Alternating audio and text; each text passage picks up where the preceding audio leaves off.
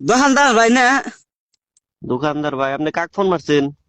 ওই যে বিশুদ্ধবার দিন যে তোমার ঘর থেকে ফ্রিজ নিয়ে এলাম, সেই বুড়ি আমি ফোন ধরছি। হ্যাঁ হ্যাঁ হ্যাঁ হ্যাঁ, চিনছি, কোন? কই মানে কি ফ্রিজ আইনা রাখতে না গেলাম, হ্যাঁ হ্যাঁ। ফ্রিজের মধ্যে কলা থে দিছি। আচ্ছা। কলা থিয়ে ঘুমাইছি রে হানা, ওইটা দিছি যে কলা কালা হয়ে গেছে গা, গুইলা গেছে গা, কেবা হয়েছে কা। ফ্রিজের মধ্যে আপনি কলা ছা দিয়েছেন কে? কলা ফ্রিজের মধ্যে রাখলে তো ওইরকমই হবো। কেন ফ্রিজ ঠিক করা যাবো না? কিছুমান বস্তু আছে যেগুলা ফ্রিজে রাখা যাবে না, যেগুলা রাখা যায় ওগুলা রাখা লাগবো। আপনি কলা রাখছেন, কালা হয়েছে। কলা তো মানে বেশি ঠান্ডা পাইলে মানে ই হইলে তো 1.5 কেজি কালাই হবে। কলা আনছি, এই 1.5 কেজি কলা কইলাম যে ফ্রিজের মধ্যে তেয়ার দিই, সকালে আবার আমার শরীর দিক পারলাম। তা কলা নষ্ট হয়ে গেল, গাতে পয়সাও নাই। কলা যে ফ্রিজ নষ্ট হয়ে গেল তোমার ফ্রিজের জন্য, কি ফ্রিজ কিনা দিলা? ফ্রিজের ভিতরে মাসে কাঁচা সবজি বাইরে থেকে কিনে নিয়ে বাজার থেকে কিনে নেয়, ওগুলা রাখে। তারপরে ধরেন কিছুমান মানুষে কাঁচা মাংস রাখে, ভাত রান্দা বেশি হইলে রাইতে ওইগুলা রাখে, তরকারি রাখে। আপনি কলা রাখতে কেন গেছেন? আপেল রাখলে কিছু হবো না, কলা রাখলে তো কালাই হবো।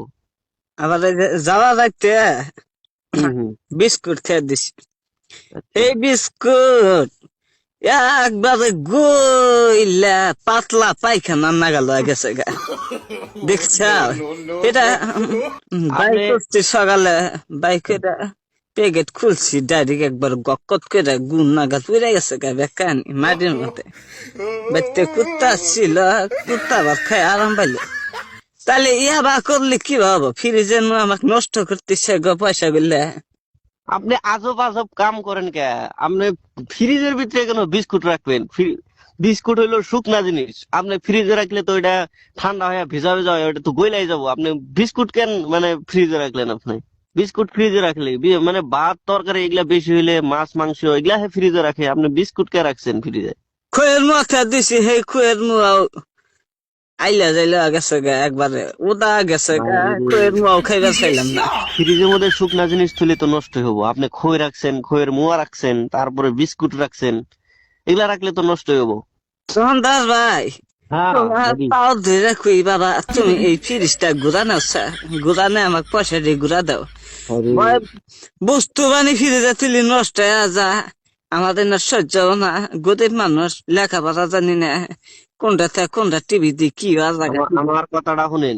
ফ্রিজ তো এরকম ঘুরা নেওয়ার কোনো সিস্টেম নাই। মানে আপনার যদি কিবা নষ্ট হইতো বা কিবা খারাপ হইতো, ওয়ারেন্টি থাকে, আমরা ঠিক করে দেয়া হারতাম, বুঝছেন?